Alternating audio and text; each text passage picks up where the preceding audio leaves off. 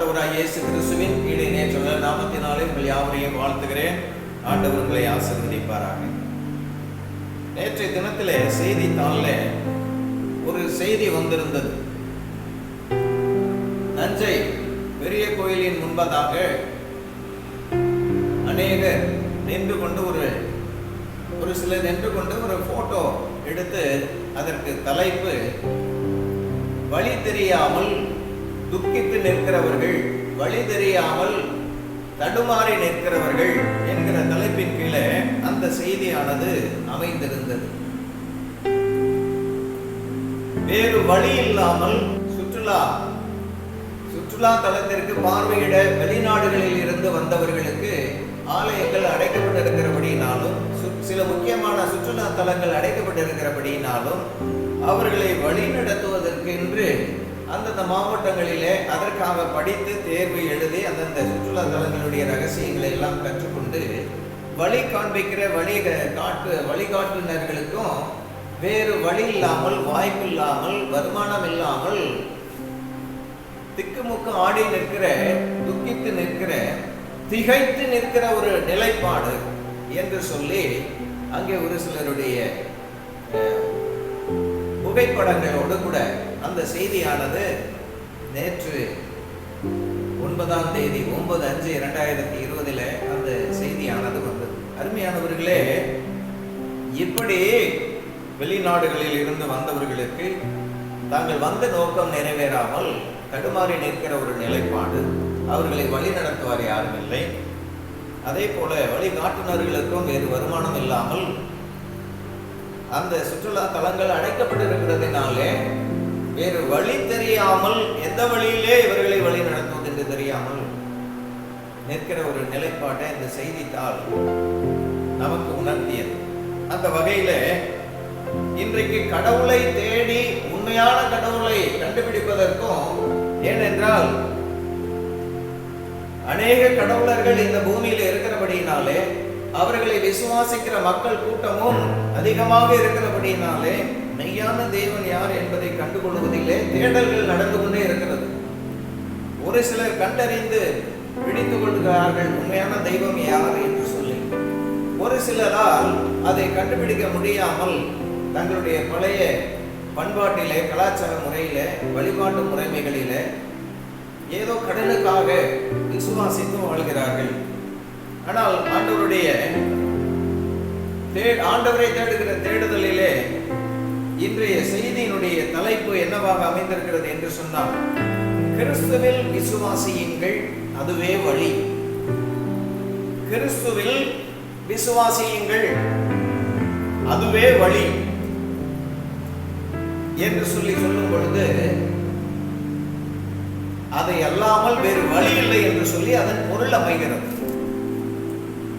கிறிஸ்துவில் விசுவாசியுங்கள் என்றால் நாம் என்ன புரிந்து கொள்ள முடியும் என்று சொல்லி நாம் பார்க்கிற பொழுது, கிறிஸ்து என்றால் அபிஷேகம் பண்ணப்பட்டவர் அல்லது விடுதலைக்கு மூல காரணர், ரட்சிப்புக்கு காரணகர்த்தா என்றெல்லாம் பல அர்த்தம் கொள்ளுகிற வார்த்தை. அவருடைய கடவுளின் செயல்பாடுகளுக்கு சொல்லப்பட்ட வார்த்தை கிறிஸ்து.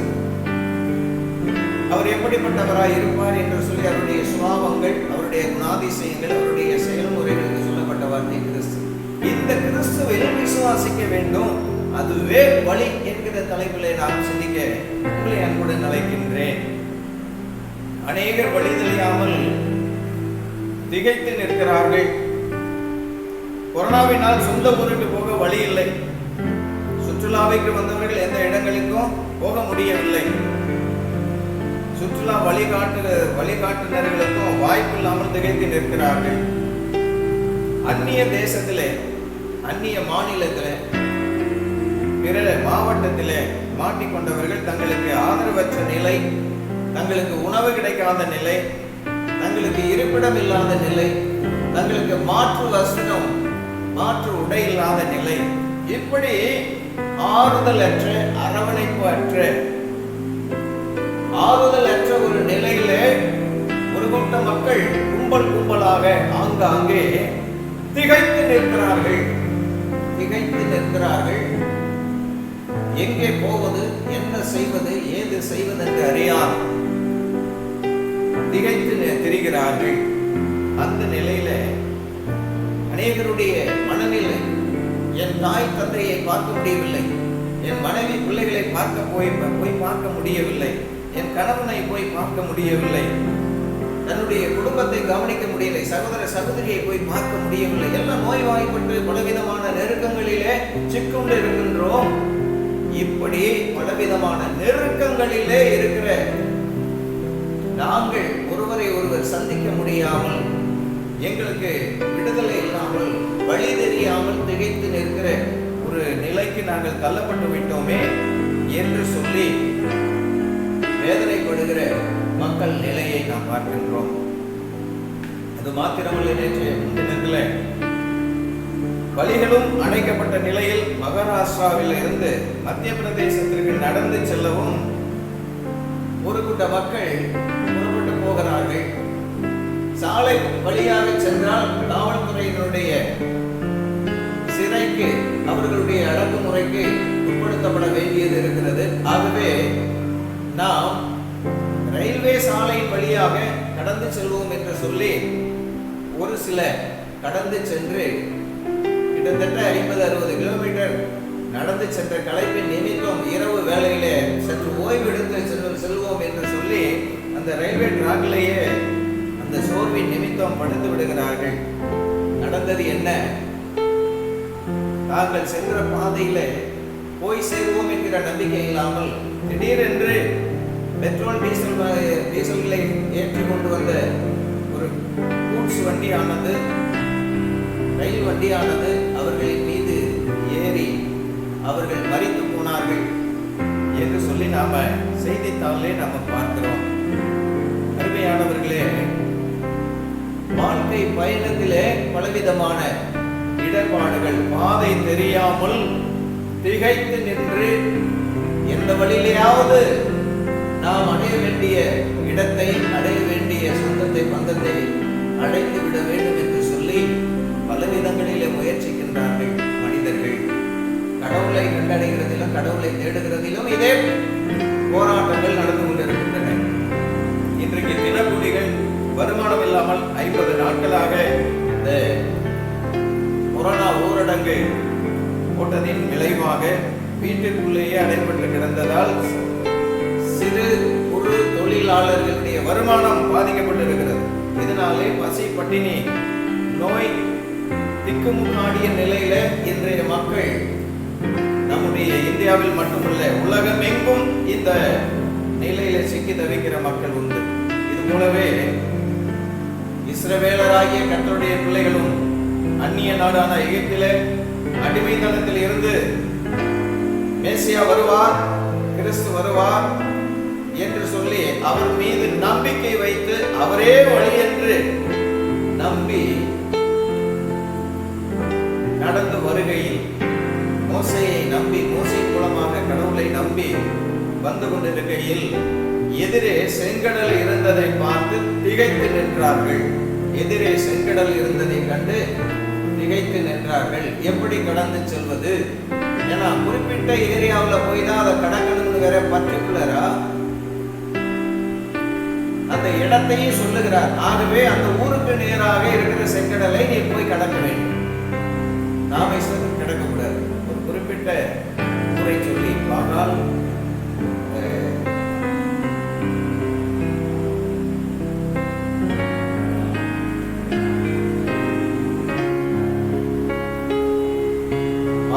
செகோனுக்கு முன்பாக இருக்கிற ஈரோடு பள்ளத்தாக்கின் முன்னடியிலே பாளையம் இறக்க வேண்டும் என்று சொல்லுகிறார். அருமையானவர்களே, ஆண்டவராகிய கர்த்தர் இப்படி அந்த குறிப்பிட்ட இடத்திலே போய் கரையேற வேண்டும், அங்கே போய் நிற்க வேண்டும் என்று சொல்லுகிற பொழுது சற்று நேரத்திலே பின்னோக்கி பார்க்கிறார்கள். பார்வோன் பின்தொடர்ந்து வருகிறான்.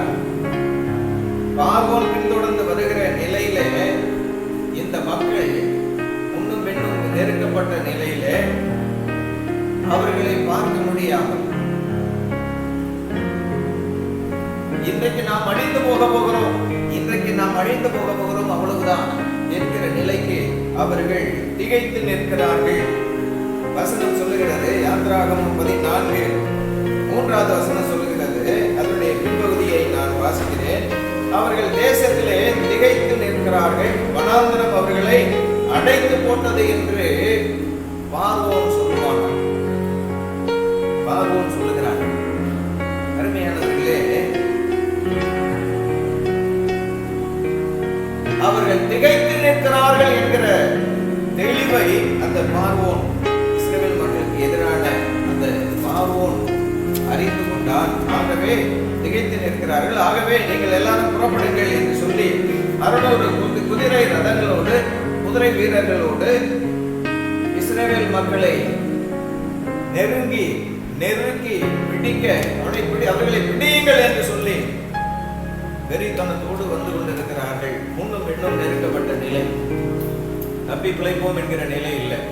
இஸ்ரவேல் மக்கள் ஆண்டவரை மோசையை பார்த்து சொல்லுகிறாங்க, எகிப்துல பிரேத குழிகள் இல்லை என்றா எங்களை இங்கே அழைத்து வந்தீர், நாங்கள் அங்கேயாவது அவர்களுக்கு அடிமை வேலை செய்து கொண்டு இருந்திருப்போமே, நாங்கள் வனாந்திரத்திலே சாகிறதை பார்க்கல, எகிப்திற்கு வேலை செய்கிறது எங்களுக்கு நலமாயிருக்குமே என்றார்கள். அப்பொழுது மோசே ஆண்டவரிடத்துல முறையிட்டார். மோசே சொல்லுகிறார், ஜனங்களை நோக்கி, பயப்படாதீர்கள், நீங்கள் நின்று கொண்டு இன்றைக்கு கர்த்தர் உங்களுக்கு செய்யும் ரட்சிப்பை பாருங்கள். இன்றைக்கு நீங்கள் காண்கிற எகிப்தியரை இனி என்றைக்கு காண மாட்டீர்கள் என்று சொல்லி மோசே சொல்லுகிறார். அருமையான கர்த்தருடைய பிள்ளைகளே, இஸ்ரவேல் மக்கள் யாத்திராகமம் விடுதலை பயணம் 14:10-20 நம்ம வாசிக்கிறோம். அங்கே 13வது வசனம், பயப்படாதீர்கள், பயந்து கதறிய இஸ்ரவேல் மக்களுக்கு ஆண்டவர் சொன்ன வார்த்தை பயப்படாதீர்கள் என்று சொல்லி. அருமையானவர்களே, கர்த்தர் செய்யும் ரட்சிப்பை இன்றைக்கு நீங்கள் பார்க்க போகிறீர்கள். உங்களுக்காக கர்த்தர் யுத்தம் செய்வார். 14வது வசனத்துல 18வது வசனம் சொல்லுகிறது, இப்படி நான் பார்வோனாலும் அவன் ரதங்களாலும் அவன் குதிரை வீரராலும் மகிமைப்படும் போது நானே கர்த்தர் என்பதை எகிப்தியர் அறிந்து கொள்வார்கள். எகிப்தியர் அறிந்து கொள்ளணும், இஸ்ரவேல் மக்கள் அறிந்து கொள்ள வேண்டும் என்று சொல்லி ஆண்டவர் நம்முடைய பிள்ளைகளுக்கு மோசையின் வழியாக சொல்கிறார். அருமையானவர்களே, 19வது வசனம், அப்பொழுது இஸ்ரவேலின் சேனைக்கு முன்பாக நடந்த தேவதூதனானவர் விலகி அவர்களுக்கு பின்னாக நடந்தார். அவர்களுக்கு முன் இருந்த மேக ஸ்தம்பமும் விலகி அவர்கள் பின்னே நின்றது என்று சொல்லி நாம் பார்க்கின்றோம். மோசே ஆண்டவருடைய வார்த்தையை கேட்டு செங்கடலுக்கு நேராக தன்னுடைய கோலை நீட்டுகிறார். அது இரண்டாக பிளந்து போகிறது. கிழக்கு காற்று வெடித்ததின் நிமித்தம் அது பிளந்து போகிறது. ஆகவே வெட்டாந்தரை வழியாக இஸ்ரவேல் மக்கள் கடந்து போகிறார்கள். இஸ்ரவேல் மக்களுக்கு முன்னதாக நடந்து சென்ற தேவதூதரும் மேகஸ்தம்பமும் அவர்களுக்கு பின்னாக, இஸ்ரவேல் மக்களுக்கு பின்னாக நடந்து வந்தது. அது பின்தொடர்ந்து வருகிற பார்வோன் மக்களுக்கு இருளாகவும் இஸ்ரவேல் மக்களை பார்க்கக்கூடாத ஒரு நிலையையும் ஏற்படுத்தினது. இஸ்ரவேல் மக்களுக்கு முன்பதாக வெளிச்சம் உண்டாயிற்று. அந்த வெளிச்சத்தில் அவர்கள் நடந்தார்கள். பார்வோன் மக்களுக்கோ அது இருளாயிற்று. அந்த நிலையில கரையேறின பிறகு, இஸ்ரவேல் மக்கள் கரையேறின பிறகு மோசேயை ஆண்டவர் கூப்பிட்டு உன் கோலை நீட்டு என்று சொல்லி நீட்டின பொழுது கிழக்கு காற்று திரும்பவும் அடித்ததினாலே விலகி நின்ற அந்த செங்கடல் தண்ணீர் மறுபடியும் ஒன்றிணைந்தது. இஸ்ரவேல் மக்களை விரட்டி வந்த அந்த எகிப்தியர்கள் அடித்து போனார்கள். அருமையானவர்களே, இதிலே நாம் ஒன்றை நன்றாக தெரிந்து கொள்ள வேண்டும். இஸ்ரவேல் மக்களை மட்டும் ஆண்டவர் ரட்சிக்க விரும்பவில்லை. இதற்கு முன்னதாக 10 வாதைகளின் மூலமாக எகிப்திய ஜனங்களும் ஆண்டவராகிய கர்த்தரை, கிறிஸ்துவை அறிய வேண்டும். கிறிஸ்துவில் விசுவாசம் வைக்க அவர்களுக்கு 10 வாதைகளின் மூலமாக ஒரு நல்ல அனுபவத்தை, அறிவை, விஞ்ஞானத்தை அவர்களுக்கு கற்றுக் கொடுத்தார். மந்திரவாதிகளை காட்டிலும், பில்லி சுனிய செய்கிறவர்களை காட்டிலும், எல்லா மாயவித்தகாரர்களை காட்டிலும் கடவுளே, கர்த்தரே மெய்யான தேவன் என்பதை அந்த எகிப்தியர் மக்களும் இஸ்ரவேல் மக்களும் அறிந்து கொள்ள வேண்டும் என்பதற்காகவே இந்த ஒரு நிகழ்வை நடத்தினார். ஆனால் அதையெல்லாம் கண்ட அந்த பார்வோனுடைய எகிப்திய ஜனங்களும் கிறிஸ்துவில் விசுவாசம் வைக்க மனதில்லாமல் வெறுப்புணர்ச்சியோடு மதவெறியோடு கர்த்தராய் எங்களுக்கு கடவுள், நாங்கள் வழிபடுகிற கடவுள் தான் மேலானவர் என்கிற பக்தி வைராக்கிய வெறியிலே மெய்யான தேவனை அறிந்து கொள்ளாமல் போனார்கள். ஆகவே அவர்களை இனிமேல் இவர்கள் நமக்கு பிரயோஜனப்பட மாட்டார்கள் என்று சொல்லி அறிந்த ஆண்டவராகிய கர்த்தர் கிறிஸ்து அவர்களை செங்கடலுக்குள்ளே அழித்து போட்டார் என்று சொல்லி நாம பார்க்கின்றோம்.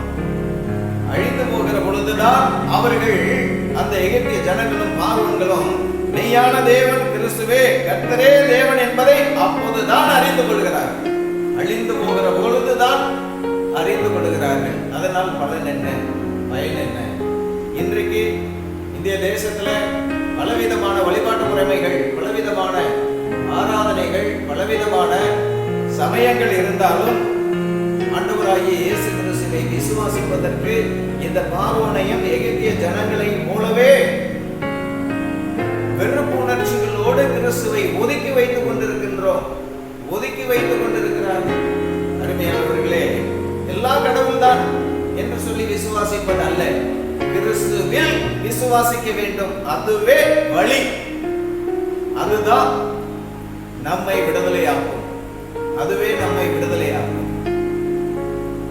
மகாராஷ்டிராவில் இருந்து மத்திய பிரதேசத்துக்கு சென்றவர்களுக்கு ஜீவனை இழந்தார்கள், தன்னுடைய சரீரத்தை இழந்தார்கள், ஆவி ஆத்மாவை இழந்தார்கள், தன்னுடைய சொந்த பந்தங்கள் எல்லாம் பார்க்க முடியாமல் போனது, வழி தெரியாமல் அடங்கி இருக்க வேண்டிய இடத்திலே அடங்கி இருக்க பழகாமல், கட்டுப்பாட்டோடு இருக்க வேண்டிய நேரங்களிலே, காலங்களிலே, இடங்களிலே கட்டுப்பாட்டோடு இருக்க தெரியாமல் மனம் போன போக்கிலே போகிற இம்மக்கள் கிறிஸ்துவில் விசுவாசம் வைக்க தெரியாமல் பயணிக்கிற அனைவரும் இப்போ இவ்விதமான விபத்துகளுக்கு உள்ளாவார்கள் என்கிற சத்தியம் நமக்கு இது விளங்க பண்ணுகிறது. அருமையானவர்களே, எப்படி இந்த பார்வோன் மக்கள் மரித்து போகிற பொழுது கர்த்தரே தேவன் என்று சொல்லி அறிந்து கொண்டார்கள், அதே போல கர்த்தரையே விசுவாசித்து வந்த விசுவாசிகளும், கிறிஸ்துவில் விசுவாசம் வைத்து வருகிற, விசுவாசம் வைத்து வந்த நம்முடைய முன்னோர்களும் இஸ்ரவேல் மக்களும் கர்த்தரே தேவன் என்பதை அறிந்து கொண்டார்கள். இவ்விதமாக அருமையானவர்களே, கிறிஸ்துவில் விசுவாசம் வைக்க வேண்டும் என்பதற்காக அநேக காரியங்கள், பாடுகள், அநேக நிகழ்வுகள் நடந்து கொண்டிருக்கிறது. அதை அறியாதவர்களாக இன்றைக்கு நாம் வாழ்ந்து கொண்டிருக்கிறோம். ஆகவே கிறிஸ்துவில் விசுவாசம் வைத்து அவரே வழி என்று சொல்லி விசுவாசிக்க ஆண்டவர் நம்மை அழைக்கிறார். நம்ம இரண்டாவதாக ஒரு நிகழ்வை நாம் பார்க்கின்றோம். அப்போஸ்தலர் நடபடிகளின் புத்தகம் 16ஆம் அதிகாரம். இது நாம் வாசிக்கவில்லை, ஆனால் குறிப்புக்காக இதை சொல்கிறேன். அப்போஸ்தலர் நடபடிகளின் புத்தகம் 16ஆம் அதிகாரம் 19வது வசனத்திலிருந்து 34ஆம் வசனம் வரைக்கும் நாம் பார்த்தோமே என்று சொன்னால், 19ஆம் வசனத்திலிருந்து 34 வரைக்கும் நம்ம பார்த்தோம் என்று சொன்னால், பவுலும் சீலாவும் தன்னுடைய ஊழிய பாதையிலே அவர்கள் சந்தித்த பாடுகளும், அவர்கள் விசுவாசித்த விசுவாசமும், தாங்கள் விசுவாசித்த விசுவாசத்தை உறுதிப்படுத்தியதையும், மற்றவர்களை விசுவாசிக்க தூண்டின காரியங்களை இன்றைக்கு நாம் அங்கே பார்க்க முடிகிறது. யூதர்கள் மத்தியிலே பவுலும் சீலாவும் ஊழியம் செய்கிறார்கள். இயேசு கிறிஸ்துவை குறித்ததான நற்செய்தி அறிவிப்பு நடக்கிறது. அதை ஒரு சில யூதர்களுக்கு அது எதிராக இருக்கிறது, ரோமர்களாகிய மற்ற மக்களுக்கு அது எதிராக இருக்கிறது. 16-21 வசனத்திலே நம்ம வாசிக்கிறோம், ரோமர்களாகிய நாம் ஏற்றுக்கொள்ளவும் அனுசரிக்கவும் தகாத முறைமைகளை இவர்கள் போதித்து வருகிறார்கள் என்று சொல்லி அந்த அதிகாரிகள் பேசுகிறார்கள். ரோம அதிகாரிகள் விதமாக பேசுகிறார்கள் பவுலை சீலாவை குறித்து. ஆக அதிகாரிகள் பவுலை சீலாவையும் அவருடைய உடைகளையும் கிழித்து அவர்களை அடிக்கவும், அவர்களை சிறையில் அடைத்து அவர்களுடைய கால்களை தொழு மரத்திலே கட்டி வைக்கவும் மாட்டி வைக்கவும் காவலர்களுக்கு உத்தரவிடுகிறார்கள். அதனை ஏற்று காவலர்களும் பவுலை சீலாவையும் அவருடைய ஆடைகளை எல்லாம் கிழிச்சு அவர்களை அடித்து துன்புறுத்தி காயப்படுத்தி அவர்களை வைத்தார்கள். நடந்தது என்ன? அனுபவித்து பழக்கப்பட்ட கர்த்தருடைய பிள்ளைகள் துன்பத்திலும் பயப்படாமல் நடக்க போகிற சந்தோஷத்தையும் விடுதலையையும் மீட்பையும் ஆண்டவர் செய்ய போகிற நன்மையையும் முன்னிலைப்படுத்தி தங்களுடைய கஷ்ட நிலையிலே தைரியப்படுத்திக் கொண்டு ஆண்டவரை துதிக்கிற துதியை இங்கே நம்ம பார்க்கின்றோம். சிறைச்சாலையில பவுலும் சீலாவும் துதிக்கிறார்கள், ஆராதிக்கிறார்கள், ஆண்டவரை மகிமைப்படுத்துகிறார்கள். ஆகவே அந்த சிறைச்சாலையினுடைய அஸ்திவாரம் அசையவும் பூமி அதிரவும் கதவுகள் திறக்கவும் பட்டது. அவர்களுடைய கட்டுகள், அவர்களை கட்டி வைத்த அந்த கட்டுகளும் கலன்று போனது என்று சொல்லி இந்த பகுதி நமக்கு வெளிப்படுத்துகிறது. அருமையானவர்களே, சிறைச்சாலைக்காரன் விழித்து எழுந்து பார்க்கிறார். ஐயோ, நாம் கட்டி வைத்தவர்களை காணோமே, நாம் சரியாக காவல் காக்கவில்லை என்று சொன்னால் நம்மை அடித்து துன்புறுத்தி நம்மை கொன்று போடுவார்களே, தூக்கு தண்டனை அல்லவா நமக்கு கொடுப்பார்கள் என்று சொல்லி ரோம அரசாங்க சட்டத்தை பார்த்து பயந்து தன்னைத்தானே நான் வைத்திருந்த வாளால் குத்தி கொலை செய்து தற்கொலை செய்து கொள்ள முயற்சிக்கிறான் அந்த காவல்காரன். பவுலும் சீலாவும், ஐயோ காவல்காரரே, அந்த காரியத்தை செய்யாதீர்கள், நாங்கள் இங்கேதான் இருக்கிறோம் என்று சொல்லி கட்டவிழ்க்கப்பட்ட நிலையில் இருந்த பவுலும் சீலாவும் அவருடைய மரணத்தை தடுக்கிறார்கள். அவருடைய ஜெபத்தினால் பூமி அதிர்ந்ததையும் சிறைச்சாலையினுடைய அஸ்திவாரம் அசைந்ததையும் அவருடைய கட்டுகள் அவிழ்க்கப்பட்டதையும் கண்ட அவர்கள், அந்த சிறைச்சாலை காவல்காரன் பயந்து நடுங்கி, ஆண்டவன்மாரே, நான் ரட்சிக்கப்பட என்ன செய்யணும் என்று சொல்லி அவன் அந்த பவுலையும் சீலாவையும் வேண்டிக் கொள்கிறான். அதற்கு கர்த்தராகிய இயேசு கிறிஸ்துவை விசுவாசி, அப்பொழுது நீயும் உன் வீட்டாரும் ரட்சிக்கப்படுவீர்கள். கர்த்தராகிய இயேசு கிறிஸ்துவை 16ஆம் அதிகாரம் 31வது வசனத்துல நம்ம வாசிக்கிறோம். கர்த்தராகிய இயேசு கிறிஸ்துவை விசுவாசி, அப்பொழுது நீயும் உன் வீட்டாரும் ரட்சிக்கப்படுவீர்கள் என்கிற செய்தியை கேட்டு அவன் ரட்சிப்புக்குள்ளானான்.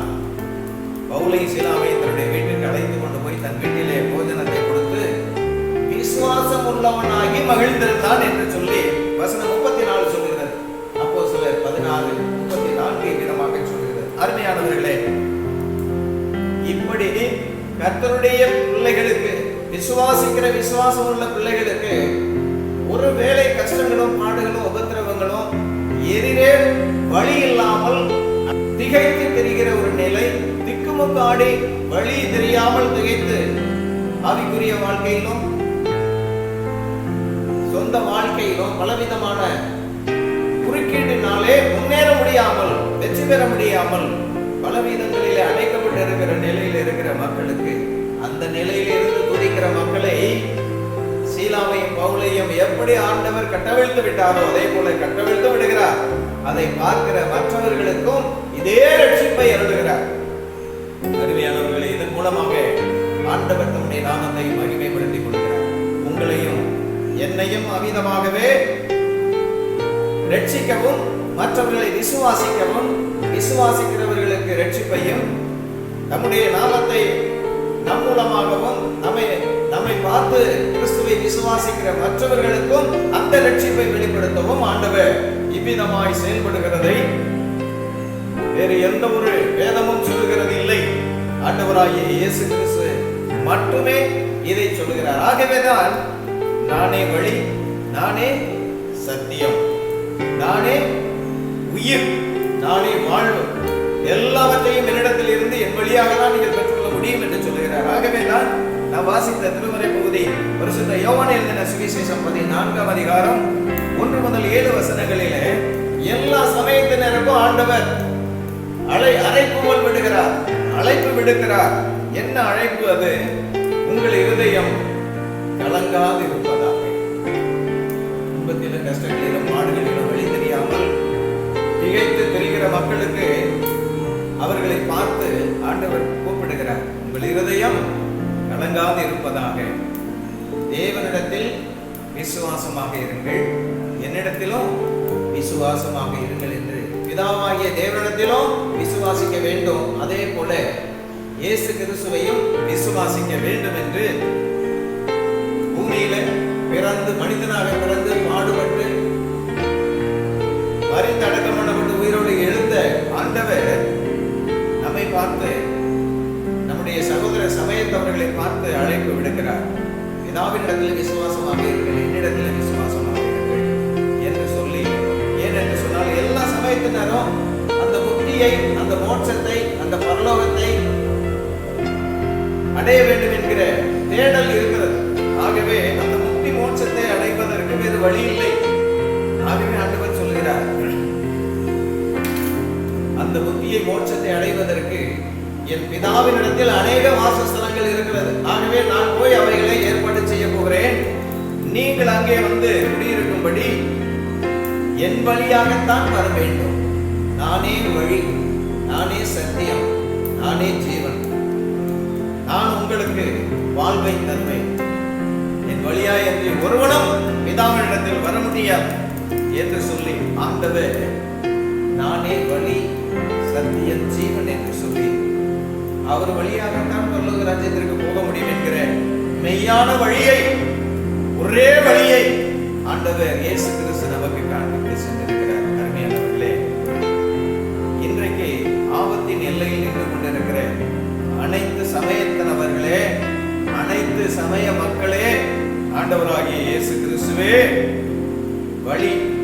ஆகவே இயேசு கிறிஸ்துவை விசுவாசியுங்கள், அப்பொழுது நீங்கள் பிழைப்பீர்கள். அப்பொழுது நாம் பிழைக்க முடியும், வேறு வழி இல்லை. மரணத்தின் நுழைவாயில் நின்று கொண்டிருப்போரே, இயேசு கிறிஸ்துவை விசுவாசியுங்கள், அப்பொழுது பிழைப்பீர்கள். வெட்கத்திலும் இழிநிலையிலும் நின்று கொண்டிருக்கும் கர்த்தருடைய பிள்ளைகளே, கிறிஸ்துவின் விசுவாசத்தை வையுங்கள். வெட்கத்திற்கு பதிலாக புகழ்ச்சி உண்டாகும். இயேசுவே வழி, அவரே உண்மை, அவரே வாழ்வு. அவரை விசுவாசிப்பதற்காக ஆண்டவருடைய சீசனை விதமாக ஆண்டவர் சொன்ன வார்த்தை எழுதி வைத்திருக்கிறார். நானே என்கிற வார்த்தை 7 முறை 7 கருத்தோட்டங்களிலே பரிசுத்த யோவான் நற்செய்தி நூலிலே வருகிறது. வாழ்வு தரும் உணவு நானே, நானே ஜீவ அப்பம், வாழ்வு தரும் உணவு நானே என்று சொல்லி பரிசுத்த யோவான் எழுதின சுவிசேஷம் 6ஆம் அதிகாரம் 35வது வசனத்திலே சொல்லப்பட்டிருக்கிறது. அப்போ ஒரு மனிதனுக்கு உணவே கிடைக்காத நிலையில ஆண்டவராகிய இயேசு கிறிஸ்துவே உணவு. ஆண்டவராகிய இயேசு கிறிஸ்து அற்புதங்கள் அதிசயங்கள் 5 அப்பத்தை வச்சு 5000 பேருக்கு போதிக்கும் பொழுது, 2 மீன்களை வைத்து 5000 பேருக்கு போதிக்கிற பொழுது, இவரிடத்திலே போனால் உணவு கிடைக்கும் என்று சொல்லி உணவுக்காக சுற்றி திரிந்த மக்கள் மத்தியில் ஆண்டவர் சொன்னார், இந்த அப்பம் அல்ல, நான் என்னை விசுவாசியுங்கள், நானே வாழ்வு தரும் உணவு, நானே உங்களுக்கு வாழ்வு தரும் உணவாக இருக்கிறேன், என்னை விசுவாசியுங்கள், அப்பத்திற்காக என்னை தேடாதீர்கள் என்று சொல்லி சொன்னார்.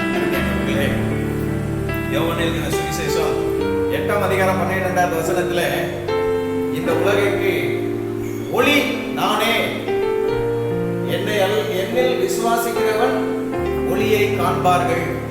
புத்தரும் இந்த ஒளியை கண்டார். இயேசு கிறிஸ்து நானே மெய்யான ஒளி என்று சொன்ன ஆண்டவரை புத்தரும் கண்டார். இன்னைக்கு அநேகர் இந்த மெய்யான ஒளியை கண்டுகொண்டு நானே கடவுள் என்று சொல்லிக் கொண்டு போகிறார்கள். அதுவல்ல, ஒரே வழி, ஒரே ஒளி, இயேசு கிறிஸ்துவே மெய்யான ஒளி. ஆடுகளுக்கு வாசலாக இருக்கிறேன். அவரை விசுவாசிக்கிற ஆடுகளை போன்ற அவர் நமக்கு கூடாரத்தின் வாசலாக இருக்கிறார். அவர் வழியாகத்தான் அந்த கூடாரத்திற்குள்ளே போய் நாம் ஓய்வெடுக்க முடியும். ஆகவே நானே ஆடுகளுக்கு வாசல், வாயின் வழி என்று சொல்லி யோவான் 10:7 சொல்லப்பட்டிருக்கிறது. அருமையானவர்களே, யோவான் 10ஆம் அதிகாரம் 14வது வசனம் 25வது வசனத்துல, நானே நல்ல மேய்ப்பன், நானே நல்ல ஆயன், ஆடுகளுக்கு உள்ளுள்ள இடங்களிலே கொண்டு போய் மேய்க்கவும், ஓடுகிற தண்ணீரிலே அல்ல, பயப்படுகிற தண்ணீரிலே அல்ல, அமர்ந்த தண்ணீர் அண்டையிலே நம்மை கொண்டு போய் விட்டு நமக்கு வேண்டிய நீரையும் உணவையும் மேய்ச்சலையும் ஏற்படுத்துகிற பாதுகாக்கிற நல்ல மேய்ப்பன். பயங்கரமான விலங்குகளின் மத்தியிலே ஆடுகளை பிடித்து கொண்டு சென்று விடாதபடிக்கு பாதுகாக்கிற நல்ல மேய்ப்பன். அவருடைய கோலும் அடியும் அவர் கையில் இருக்கிறது, தீமைகளை எதிர்த்து அடிப்பதற்கு. அப்படிப்பட்ட நல்ல மேய்ப்பனாக நானே இருக்கிறேன் என்று சொல்லி சொல்கிறார். மரணத்திற்கு பிறகு ஒரு வாழ்வு இருக்குதா இல்லையா என்று அநேக சமயத்தவர்கள் எண்ணிக்கொண்டிருக்கிறார்கள். அவர்களை பார்த்தாங்க சொல்கிறார், நானே உயிர்த்தெழுதலும் ஜீவனுமாக இருக்கிறேன், நானே உயிர்த்தெழுதலும் வாழ்வுமாக இருக்கிறேன் என்று சொல்லி யோவான் 11:25 வசனத்திலே சொல்லப்பட்டிருக்கிறது. அருமையானவர்களே, உயிர்த்தெழுதலை காண வேண்டும் என்று சொல்லி விரும்புகிற சமய சகோதர சகோதரிகள், இயேசு கிறிஸ்துவில் விசுவாசம் வையுங்கள், அவரே வழி. யோவான் 14:6 வசனம் சொல்லுகிறது, வழியும் சத்தியமும் ஜீவனுமாயிருக்கிறேன், நானே வழியும் சத்தியமும் ஜீவனுமாயிருக்கிறேன், என்னை இல்லாமல் ஒருவனும் பிதாவினிடத்தில் வரான் என்கிற வார்த்தையை நாம் அங்கே பார்க்க முடிகிறது. 7வதாக 15ஆம் அதிகாரம் 1வது வசனத்திலே, நானே உண்மையான திராட்சை செடி. ஏனென்றால் இஸ்ரவேல் மக்களுக்கு வருமானத்திற்குரிய வழி திராட்சை பழம் தான், திராட்சை செடிகள் தான், திராட்சை விவசாயம் தான். நானே திராட்சை செடி, என்னில் நிலைத்திருக்கிறவன் அநேக கனிகளை கொடுப்பான். அந்த திராட்சை செடியோடு சேர்ந்து இணைந்து கொள்ளுகிற கொடிகள் மிகுந்த பலனையும் சந்தோஷத்தையும் இணைக்கிறார்கள். விசுவாசிக்கிற கர்த்தருடைய பிள்ளைகள் பிழைத்துக் கொள்ளட்டும். ஆண்டவராகிய கர்த்தர் இந்த செய்தியின் மூலமாய் ஆண்டவர் தம்முடைய நாமத்தை மகிமைப்படுத்தவும், விசுவாசிக்கிற நமக்கு நம்முடைய பாடுகளில் இருந்தும் நம்மை மீட்கிறவராகவும் நம்மை ரட்சிப்புக்குள்ளாக நடத்துகிறவராகவும் நம் மூலமாக தம்முடைய நாமத்தை மகிமைப்படுத்துகிறவராகவும் நாம் அழிந்து போகாமல் எல்லா சூழ்நிலைகளிலும் நம்மோடு இருந்து வழி நடத்துவாராக. ஆமென்.